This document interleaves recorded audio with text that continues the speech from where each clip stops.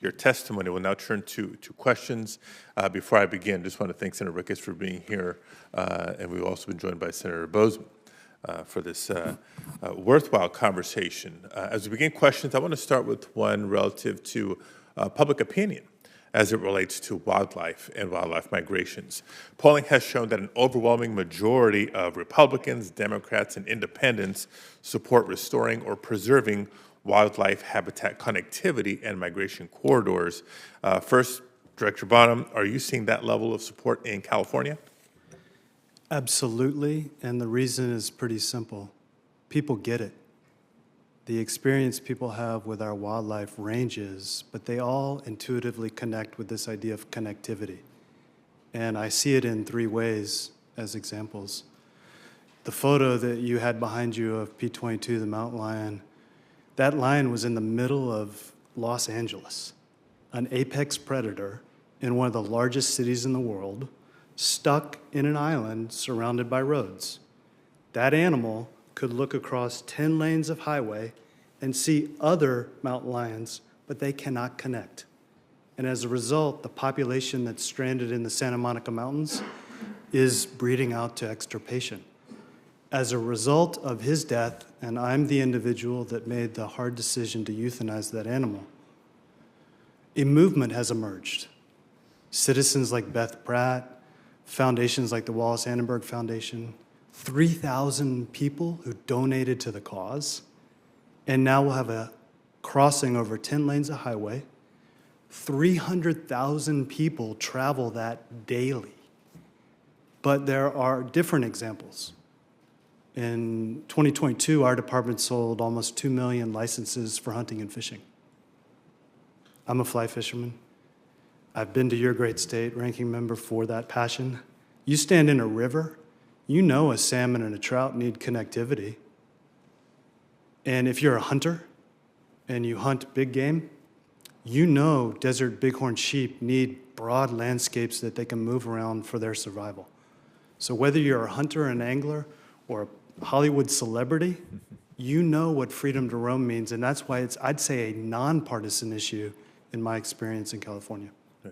Mr. King, follow-up question. Can you speak to the support for Wyoming's habitat connectivity efforts and why these methods might be so broadly supported?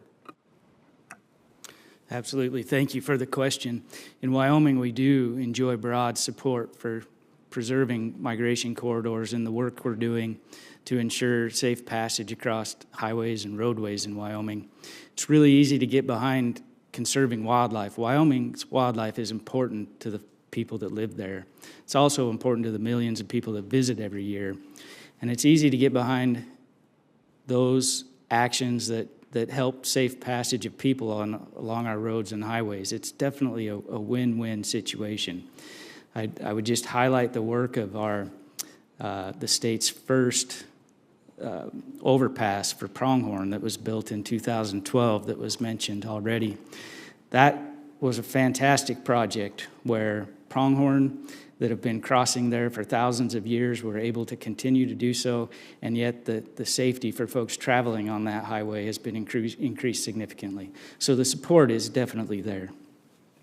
And finally, Ms. West, based on your work and research, why do you believe there's such strong bipartisan support for this issue, and why is it important to TRCP? Thank you, Senator. I can sit here and say that this is the top conservation issue for hunting and fishing organizations and conservation issues broadly right now, because abundant wildlife populations of big game species and small game species, even like waterfowl, are important to the TRCP and our partners and the 14 million hunters in this country. But it's more than just animals that you can hunt.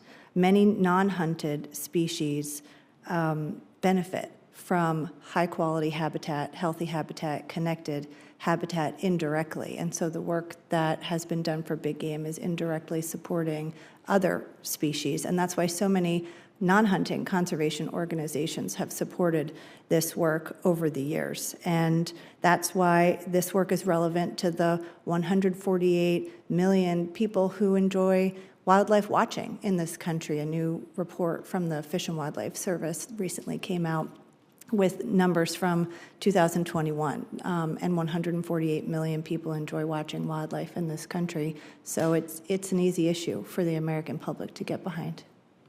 Thank you. I'll now recognize Senator Lummis and ask her to chair in my absence for a few minutes.